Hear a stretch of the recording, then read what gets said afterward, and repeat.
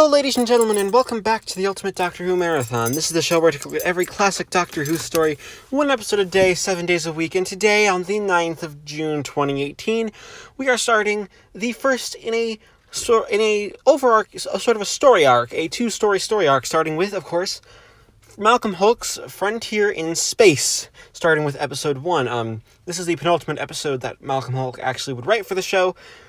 Penultimate story that he would write for the show.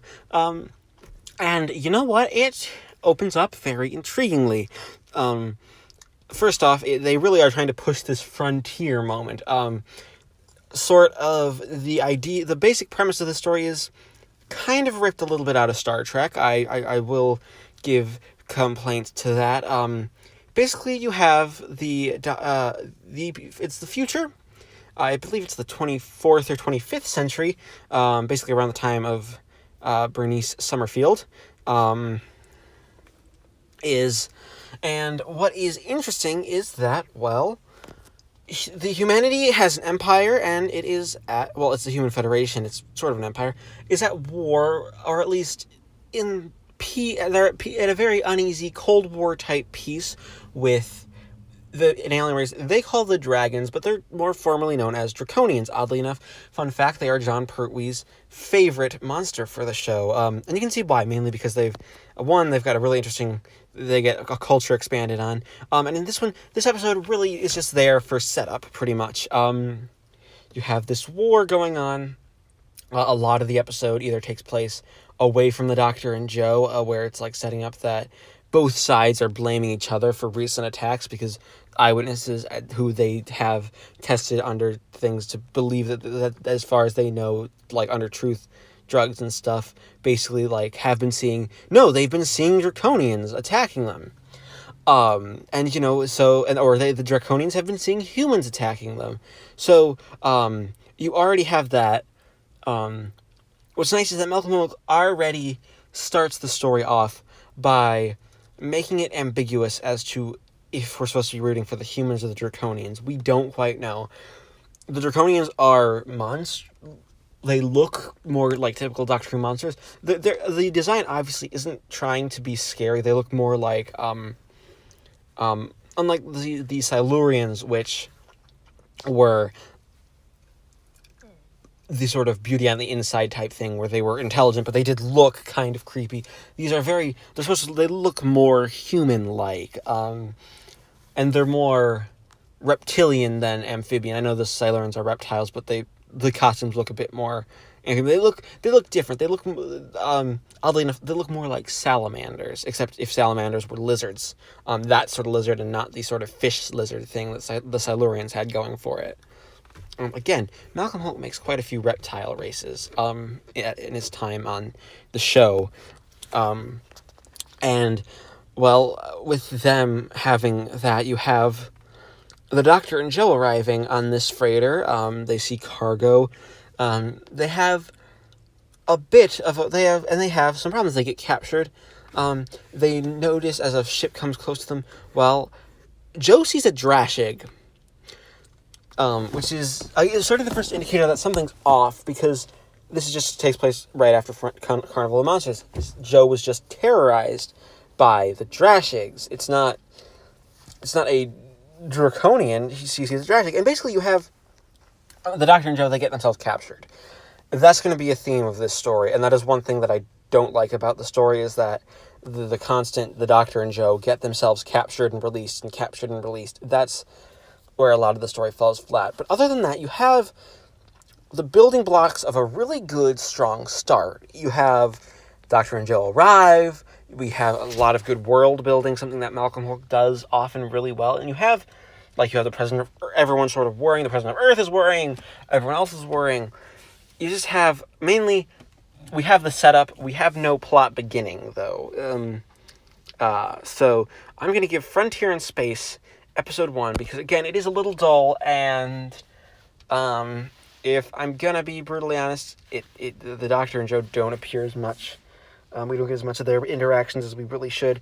I'm gonna give Frontier in Space Episode 1 an 8 out of 10. Alright, it is the 10th of June 2018, and I just finished watching episode 2 of Frontier in Space. And, well, Malcolm Hulke in this story just seems to have a problem with writing the story as a complete story. He's introducing elements of where things are going to start piecing things. You're going to start piecing things together. But here's the thing: even now, with episode 2, you can kind of figure out that neither the humans or the Draconians are at fault. It's very obvious, and even the Doctor spells it out for you. The humans and the Draconians are being forced at each other's throats through interference of a third party, and not because they're enemies that must fight each other because one race deserves to die. No, it's not. It's nowhere near that melodramatic. It's just they're just both two races who have a right to exist being put at each other's throats. The episode itself has a lot of decent stuff. You have the Doctor and Jo basically being brought in front of the President of Earth and an ambassador from the Draconians, and they both think that the Doctor and Jo is spies for the other side. The Draconians are convinced, and they're both convinced that just these two people have they are bad at their story, because obviously, well, we found them out, so that must mean because we found them out, and we were able to find them, that, it's because this is why, this is how they will, eventually give themselves,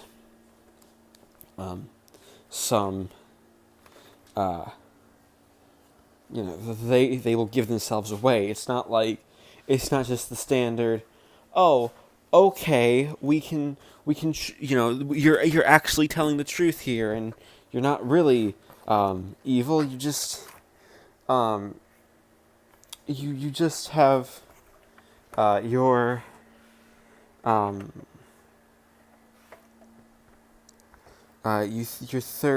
usual, you've just been, we were just being played with. It's not like we're actually, these two are actually, trying to start a war because, well, they're just people. A lot of this episode, however, is also very action heavy. There's some great action sets, and Paul Bernard, he's the director of this one. He previously directed Day of the Daleks and The Time Monster. He does a decent job with the action scenes, especially with the location footage. It's used in some derelict buildings, I think, or at least empty buildings, in between some empty buildings, and it gives it a nice, neat effect. It sort of grounds the story a bit more in reality, even though we are the story's set in the far future, and we have quite a lot to deal with, just being in the future. I will complain that some of the guards' costumes are extremely shoulder padded, and it looks dumb, really dumb. They're kind of dumb costumes there, but a lot of it is good, and it feels like I feel like Malcolm Hulke has been letting the cliffhangers down a little bit because, and he obviously releases that the sound that Jo heard on the ship, he hears again, and suddenly a human turns into a Draconian, an Ogron turns into a Draconian and shoots some humans. And of course the Ogrons are menacing the Doctor and Jo as our cliffhanger. Oh yeah, and the Ogrons seem to be working for whoever's behind it,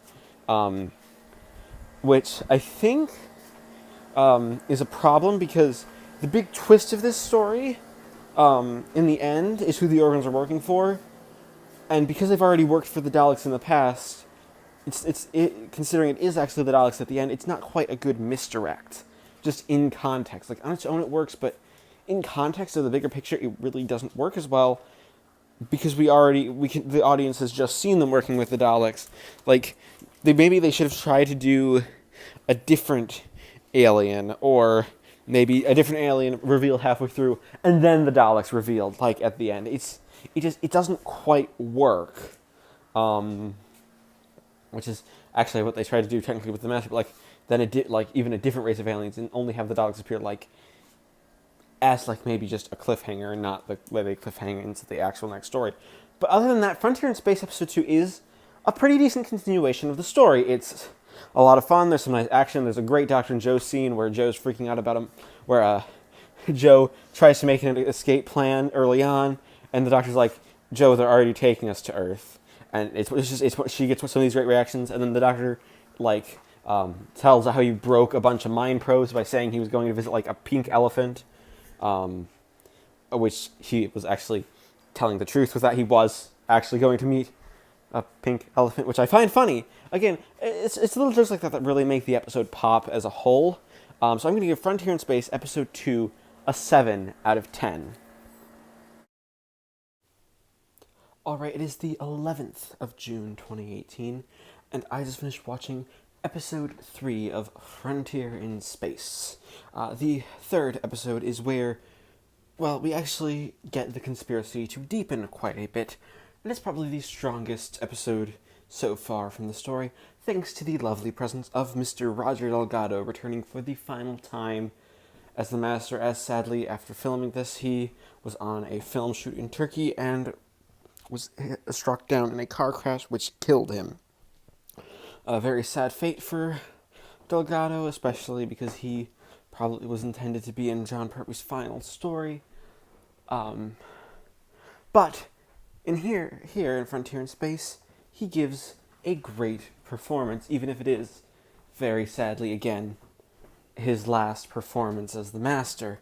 You see, like in Colony in Space, the other Malcolm Hulke script, all the way back in Season 8, the Master's pretending to be, well, not pretending, he's actually somehow is an official from the colony world of Sirius 4, where he basically strong-arms the president of Earth into letting the Doctor and Joe into his custody, because they are dangerous war criminals, and under their colony, under their classification, type of colony sort of thing, any prisoners are actually just allowed to be theirs. It's not under Earth's jurisdiction anymore. It's Sirius 4's jurisdiction. So because of that, Joe the president of Earth and General Williams, no matter what, like, the two Ogrons get away, still being Draconians, because they must be Draconians. They are preparing for an all-out war. They have had essentially the final straw, and they keep using the mind probe. The Doctor and Joe keeps coming up as the truth that they're not actually spies, they're not working for the Draconians. They are humans, that they came here on their own ship, and that is great. You have the Doctor actually, as, sort of telling just trying to tell it as, and not be believed, because, well, why would he be believed? He's the third party in all this. He isn't one of the people of Earth. He is an outsider looking in, and you know what? It's scary for him because he might actually end up dead. They might just execute him. Luckily, they do not. They decide to send him to a a prison on the moon. The Doctor gets shoved up to the moon just really quickly, and he's going to be sent there for life, while Joe is kept hopefully working with the president to hopefully curb some of the Doctor's bad influences on her. Something that, well, if I'm going to be brutally honest, is quite interesting, because they sort of have Joe playing the role of this naive, almost like she's a naive girl in all of this. Like, oh, she can't stand up for herself. She's the one who was just dragged into this scheme, and it's really not her fault at all. Like, seriously. That's kind of interesting for Joe, like, and oddly enough, when the Master's up to rescue her, Joe's not grateful. Joe is very, honestly, very rightfully so, very scared of the Master, because, well, he's the Master. She knows what he's capable of, and she knows she really shouldn't be trusting the guy, because, again, he's killed before, even though he puts on the charm and is like, well, I'm here to collect some, just what would I do if I wouldn't help my very oldest of friends? And of course, eventually the Master coerces her into coming with him, and they're going to go get the Doctor, and that's, totally fine. And that's sort of where their plot line ends. Of course, Joe is smart enough to piece it together that it's the Master who's the one that's been putting everybody at each other's throats. Like, it's not the Ogron. The Master's the one the Ogrons are working for. And it's obvious. The director even makes it obvious. He doesn't bother building up the Master's reveal. The Master just walks on stage. Pretty much. Like, it's a very stage play sort of direction. And actually, I think the effect works for this single episode because it's like, yes, I am here. Enter stage left. With that being said, Malcolm Hook spends the time on the moon in this episode to actually get some world building down. There's this the moon, the prison colony is run by this governor who doesn't he has all the power, but he doesn't show up to use it. So he gives the power to one of the prisoners who was in, for theft. And that one prisoner is basically in charge of everyone.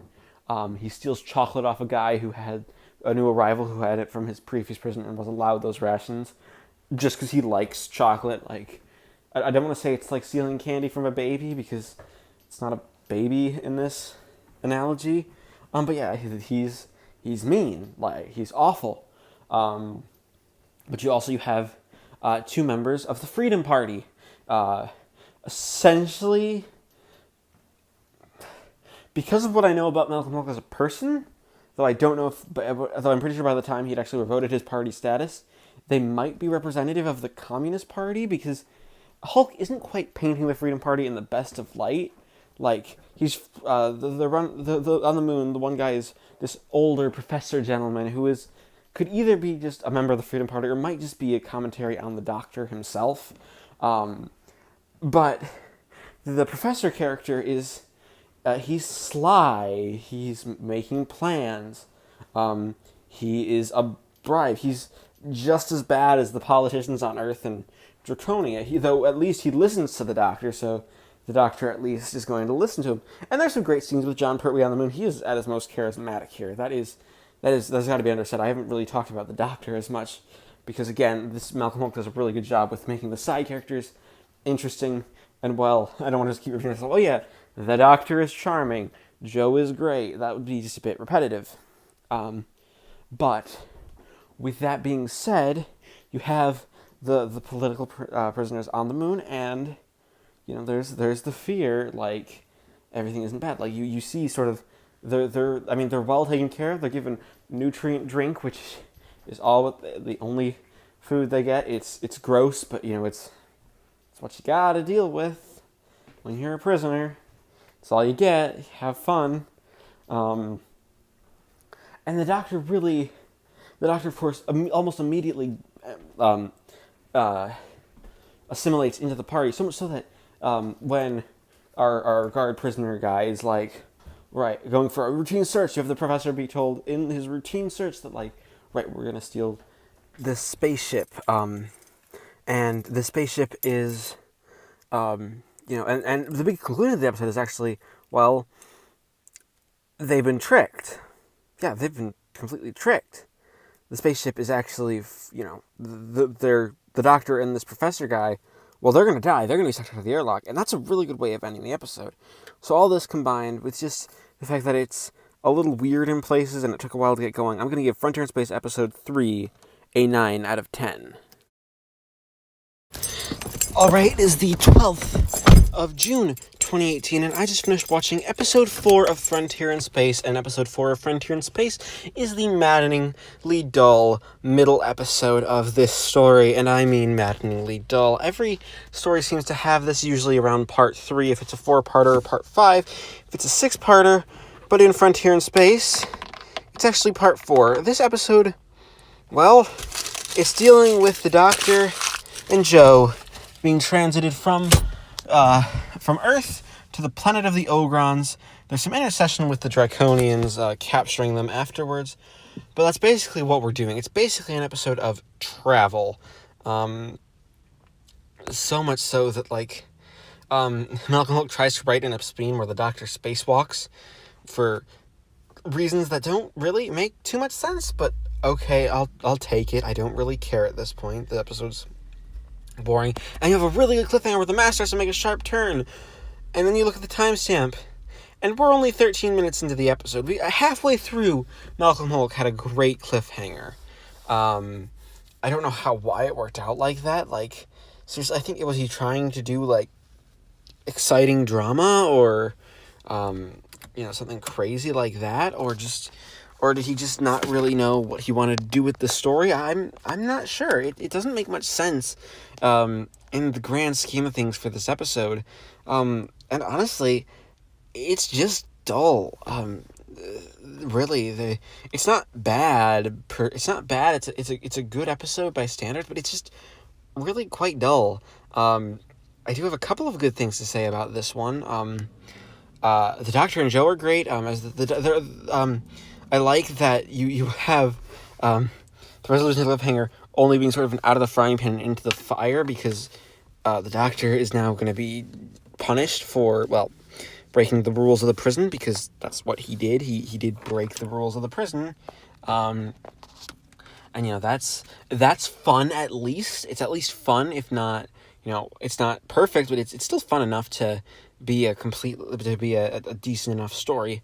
And then you have actually the Master have to weasel through his words to actually get the Doctor and Joe out of prison completely. Which is again hilarious, because it's the Master and he's evil and he's fun to be evil around, so why not throw him into the scene and let things get interesting. And although a lot of the episode is the Doctor and Joe in a cell, and the Joe and the Doctor talk, like Joe recounts how he was exiled.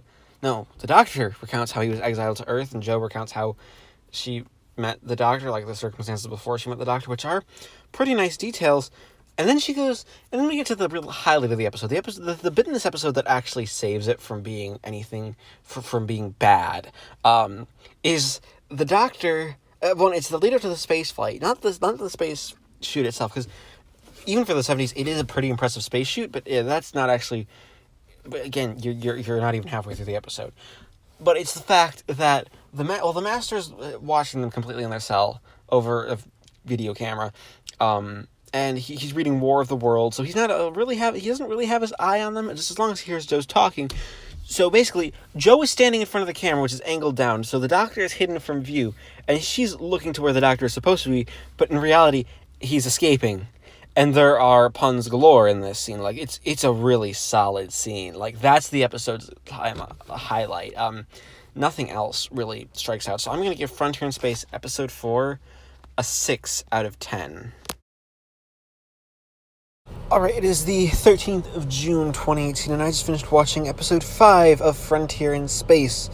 And this is going to be probably a quicker one, because it's, again, this is sort of, this is an interesting episode in the fact that it decides to delve headfirst into Draconian culture, and really explains that the Doctor himself is more familiar with the Draconians than he was originally letting on. Mainly that he was actually made a Draconian noble because he helped them with a space plague.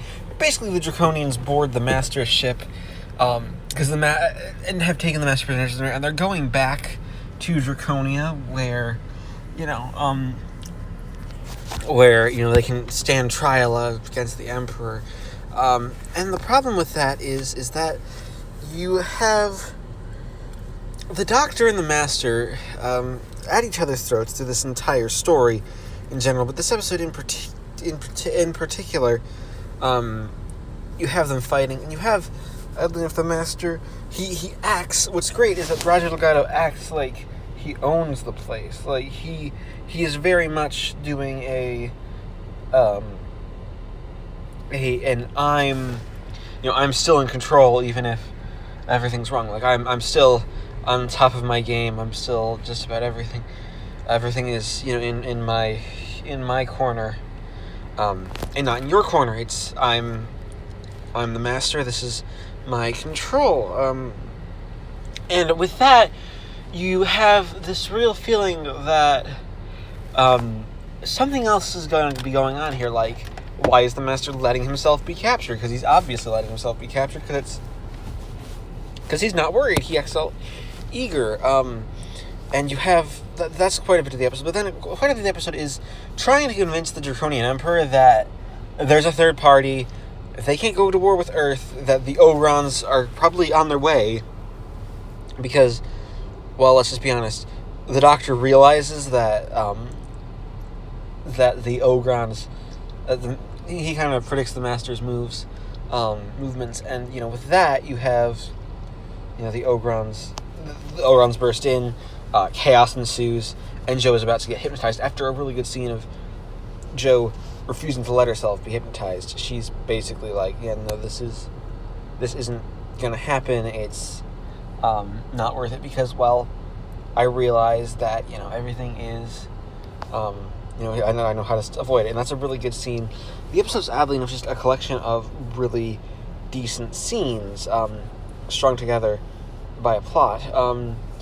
Honestly, what was also good is the establishment of Draconian culture. It's very Japanese. It's very honor bound. Like, there's a lot of like a female can't be in the presence of the Draconian emperor. Only no people of rank can be present, and that's men of rank. So that's interesting sort of dynamic for everything. Again, this episode is also just kind of padded, which is where a lot of it falls flat. So I'm going to give Frontier in Space Episode 5 a 7 out of 10. Alright, it is the 15th of June 2018, and I just finished watching Episode 6, the final episode in Frontier in Space. And this is an episode where I get to talk about the big reveal I think I actually spoiled it earlier on. I don't quite remember because, again, it's been 2 days since the last episode due to I just got really busy.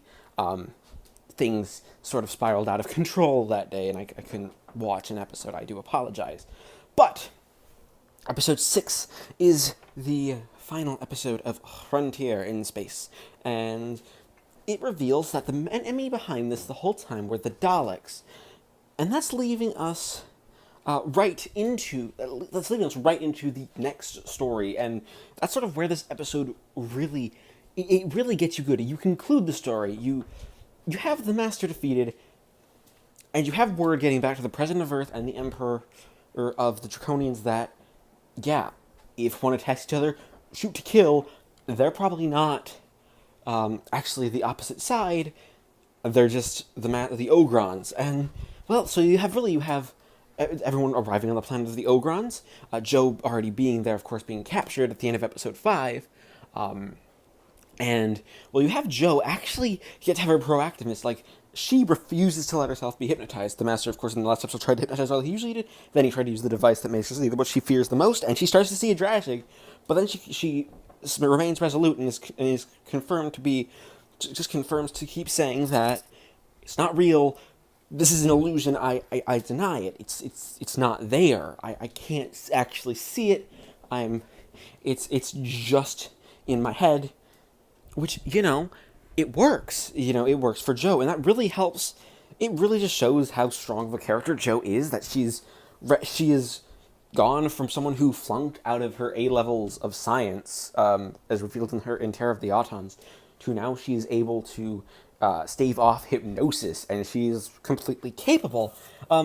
It's a very subtle arc for Jo, and we're actually reaching near the end of her time on the show. But that being said, she's still trying her hardest. Like, she is going strong. She is determined to keep calm and carrying on. She doesn't care that that everything is that things are bad. She is very, very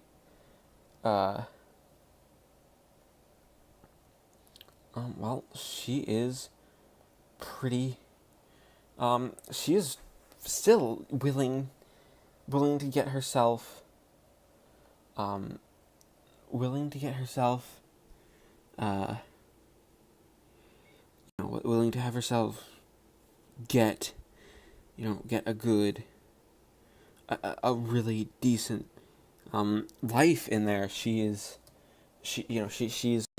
fighting for her life. She's not letting the Master take control of her, which it makes you feel like she is fully formed. She is a character. She doesn't care about the world around her. And, you know, um,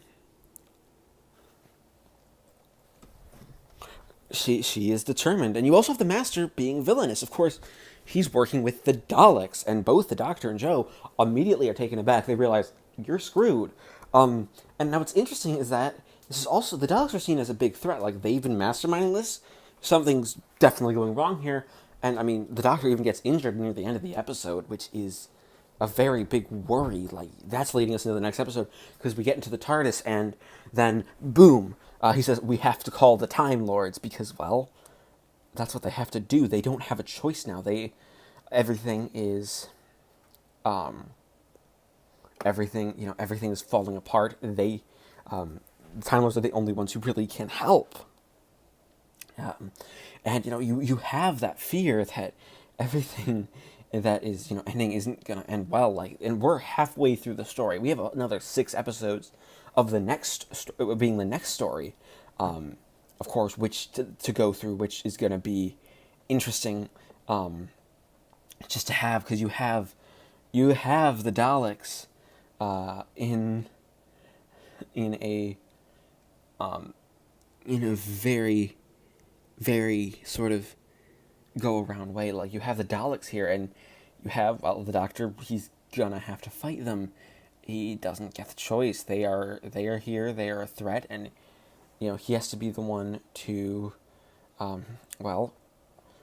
he can't stop them.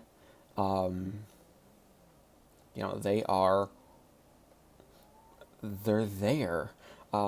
Again, this episode, though, has a couple of problems. Again, it's still a bit on the odd side, but you know what? It makes up for it. It's really good, overall. And you know what? So much. It's really good, and it gives you just a good sense that everything that we are built. This is all set up, and we're building up something. It still also concludes quite a lot of the plot lines, that we're going to a different plot, but they're connected plots, which is something that a lot of stories that do multi-story arcs really should do. Like, you shouldn't just stop in the middle, because that would be, that wouldn't work very well. But that being said, just to round off the story, I'm going to give Frontier in Space, Episode 6, a 9 out of 10. That being said, we've reached the end of Frontier in Space, so we add up all the scores for the 6 episodes and average out to be a final score of 7.66 out of 10. Thank you, everybody, for watching this slightly late installment of the Ultimate Doctor Who Marathon. I promise that probably won't happen again for a while. Please leave a like, comment, and subscribe, of course, if you haven't already. And I will see you next time when we take a look at the second half of this kind of 2 connected stories with Planet of the Daleks.